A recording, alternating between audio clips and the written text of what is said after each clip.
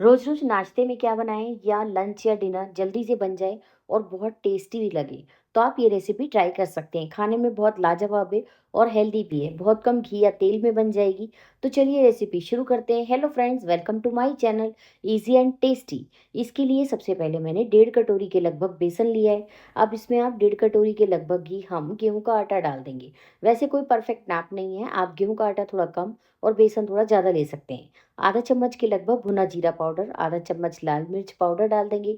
लाल मिर्च आप अपने हिसाब से एडजस्ट कर लीजिएगा, मैंने थोड़े ज़्यादा तीखे बनाए हैं। एक चम्मच जो है वो खड़ा जीरा डाल देंगे, यानी कच्चा जीरा।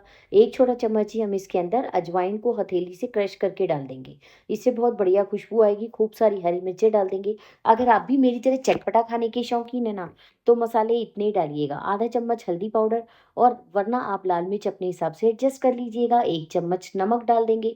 नमक से बहुत बढ़िया टेस्ट आएगा, क्योंकि नमक तो पराठों की जान होता है। 1/4 टीस्पून हींग डाल देंगे। थोड़ी सी कसूरी मेथी डाल देंगे।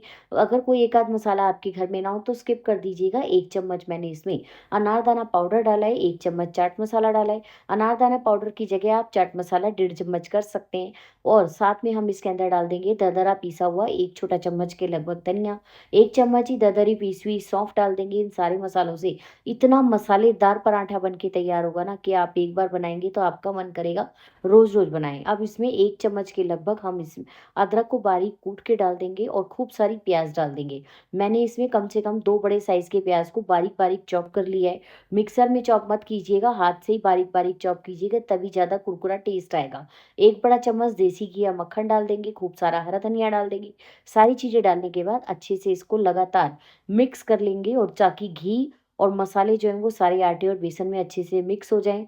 गूंदने से पहले इसे अच्छे से मिक्स करना ज़रूरी है। अब इसके अंदर थोड़ा थोड़ा रूम टेम्परेचर का पानी डालते हुए अच्छे से इसका एक सॉफ्ट डो लगा के तैयार करेंगे। ये डो शुरू में सॉफ्ट ही लगाना है, क्योंकि बेसन जो है वो बाद में थोड़ा सा पानी को एब्जॉर्ब करता है और थोड़ा टाइट हो जाता है। तो इसलिए पहले शुरू में हम इसका सॉफ्ट डो लगाएंगे, और उसके बाद मैं आपको दिखाऊंगी कि बाद में कैसा हो जाता है। अब ये ऊपर से इसकी लेयर सूखे ना, इसके लिए मैंने थोड़ा सा देसी घी और लगा दिया है। अब क्योंकि मौसम चेंज हो रहा है, तो देसी घी आराम से खाया जा सकता है। गर्मियों में ये पराठे हैवी लगते हैं, लेकिन सर्दियों में ये पराठे इतने लाजवाब लगते हैं ना, कि मन करता है बस चाय के साथ इसी तरह के पराठे खाए जाएं। अब इसको ढककर रख देंगे। अब इसके साथ खाने के लिए बनाते हैं एक बड़ी या सी चाट कहिए या चटनी। लाजवाब इतनी बनती है। इसके लिए मैंने 600 ग्राम कचालू लिए हैं। कचालू को अच्छे से धो लेंगे, क्योंकि इसमें मिट्टी काफ़ी होती है। उसके बाद हम इसको प्रेशर कुकर में डाल देंगे, और सिर्फ 2 विसल तक हम इसे पकाएंगे। 2 से ज़्यादा विसल आपको बिल्कुल भी नहीं लगानी है। और जब कुकर ठंडा हो जाएगा तो हम इसको एक प्लेट में निकाल लेंगे।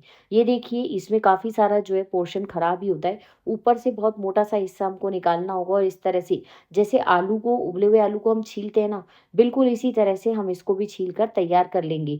खाने में बहुत टेस्टी बनती है, और इतने सारे मसाले इसके अंदर इतने इंजॉय मतलब कराते हैं ना, सारी जो हमारी जीभ है ना, उसके सारे टेस्ट उसको मिल जाते हैं। खट्टा, मीठा, तीखा, चटपटा।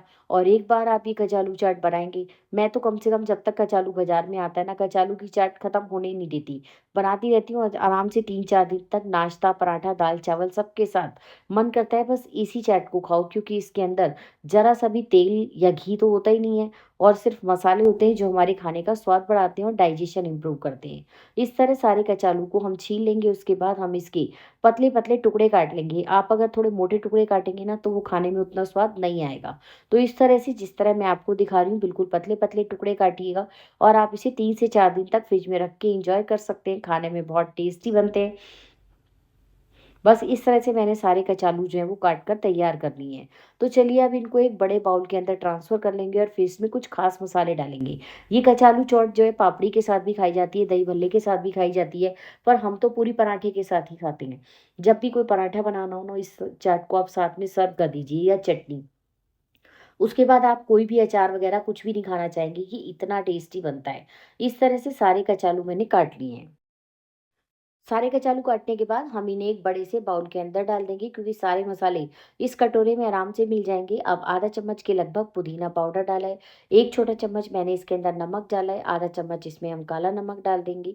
थोड़ी सी इसके अंदर हम हींग डालेंगे। उससे पहले एक चम्मच कश्मीरी लाल मिर्च और एक चम्मच लाल मिर्च पाउडर डालेंगे। कश्मीरी लाल मिर्च आप थोड़ी सी ज़्यादा डालिएगा, उससे इसका कलर बहुत बढ़िया आता है, और वो तीखी ज़्यादा नहीं होती है। 1/4 टीस्पून के लगभग मैंने इसके अंदर सौंठ का पाउडर यानी ड्राई जिंजर पाउडर डाला है, आधा चम्मच के लगभग हींग डालिए। हींग से बहुत बढ़िया टेस्ट आता है और थोड़ी ज़्यादा इस चाट के अंदर जाती है। अब इसका बहुत बढ़िया टेस्ट आने वाला है। 1 चम्मच इसमें हम चाट मसाला डाल देंगे। उसके बाद 1 चम्मच के लगभग इसके अंदर हम भुना हुआ जीरा पाउडर डाल देंगे।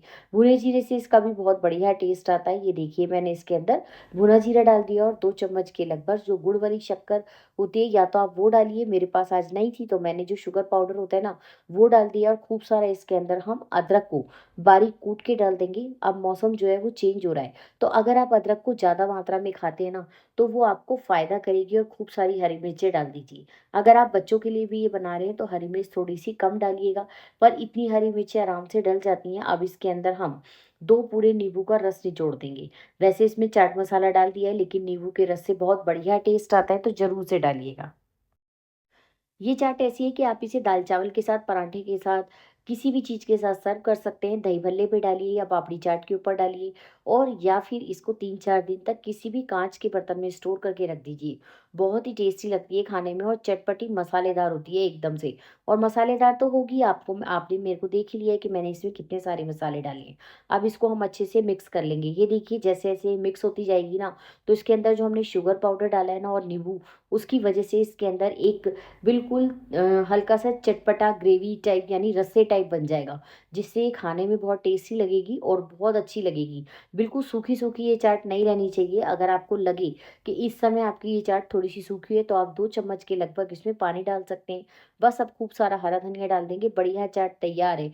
मैंने तो आज इसे अपने प्याज़ बेसन के पराठे के साथ बनाया है। आप सब अगर ये रेसिपी ट्राई करें तो मुझे कमेंट करके ज़रूर बताइएगा कि आपने ये किस चीज़ के साथ बनाया है। बढ़िया चाट तैयार है, तो चलिए अब अपने पराठे बना लेते हैं। उससे पहले इस चाट को मैं आपको सर्व करके दिखा दूँ कि ये देखने में कितनी अच्छी लग रही है और खाने में भी उतनी अच्छी। मतलब इतनी टेस्टी होती है ना कि अगर आप मेरी तरह तीखा खाने के शौकीन हैं तो आप इसको ऐसे ही रूखा भी खा सकते हैं। ये देखिए इस चाट का फाइनल लुक देखिए। आपने कई बारी देखा होगा कि लोग पापड़ी के ऊपर या दही भल्ले के ऊपर जो बाज़ार वाले होते हैं ना, ये वाली चाट रख कर देते हैं। और ये पुरानी दिल्ली में तो ख़ास तौर पर बहुत फ़ेमस है, खाने में बहुत टेस्टी बनती है। अब चाट तो हमारी तैयार हो गई है, अब बना लेते हैं पराठा।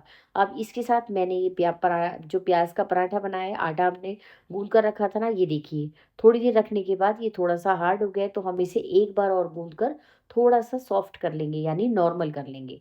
बस अब क्या करेंगे, इस पराठे में ना तो हमें अंदर घी लगाना है और ना ही ये फूलता है, क्योंकि इसमें प्याज़ है। तो ये पराठा ऐसे ही कुरकुरा और खस्ता सिकेगा। थोड़ी-थोड़ी लोई जा लेंगे हम नींबू के आकार से, थोड़ी-सी बड़ी लोई लेंगे, क्योंकि ये पराठा हल्का-सा मोटे साइज़ का बनता है ना, तब इसका ज़्यादा टेस्ट आता है। अगर आप इसे पतला बनाएँगे तो ये पापड़ जैसा बनेगा और खाने में उतना टेस्टी नहीं बनेगा।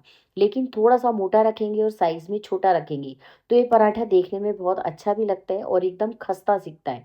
और इसमें वैसे भी खस्ता बनाने के लिए हमने अंदर देसी घी डाला ही है, तो ये खस्ता तो बनेगा ही। बस इस तरह से सारे पराठे बना लीजिए। थोड़े-थोड़े इसके किनारे फटते हैं, क्योंकि इसके अंदर हमने प्याज़ और मसाले डाले हुए हैं। अब तवे को हम अच्छे से तेज़ गरम करेंगे और हल्का-सा उसको चिकना कर लेंगे। तवे को चिकना करके पराठा डालने से क्या होता है, वो एक तरफ से अजीब-सा चिपकता नहीं है और ना ही वो गंदा-सा सिकता है। एकदम बढ़िया एक साथ पराठा सिक कर तैयार होगा। ये देखिए जब एक तरफ से ड्राई हो जाएगा तो हम इसे पलट देंगे। अब इसे दूसरी तरफ से भी सिकने देंगे, उसके बाद इस पे घी या मक्खन लगाएँगे। कोशिश कीजिएगा इसे घी या मक्खन से ही सेकिए। बहुत सारी ऐसी रेसिपीज़ होती हैं जो बिना घी और मक्खन के अच्छी लगती हैं। लेकिन कुछ रेसिपीज़ ऐसी होती हैं जिनका असली टेस्ट तो देसी घी या मक्खन के साथ ही आता है। वैसे पूरी तरह आप ऑप्शनल है, अगर आप चाहें तो रिफाइंड ऑयल में भी सेक सकते हैं, पर अगर इसको और ज़्यादा एंजॉय करना और खस्ता खाना है ना, तो आप इसको देसी घी में ही सेकिएगा।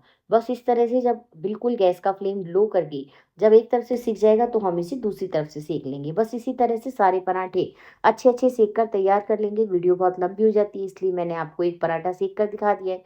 और इसमें कोई रॉकेट साइंस तो है ही नहीं, क्योंकि हमें इसके अंदर कोई भी जो है अंदर घी नहीं लगाना, कुछ नहीं, और ये पराठा फूलेगा भी नहीं। बस इसी तरह से बहुत खस्ता पराठे बन के तैयार हो जाएँगे। इस तरह का नाश्ता अगर घरवालों को सर्व कर देना आप, बढ़िया टेस्टी खस्ता पराठे, उसके साथ कोई भी चाट या अचार, तो बस फिर दिन बन जाता है। ये देखिए कितने अच्छे पराठे बन के तैयार हुए हैं। मैंने सबको देने से पहले आप सबके साथ रेसिपी शेयर की है।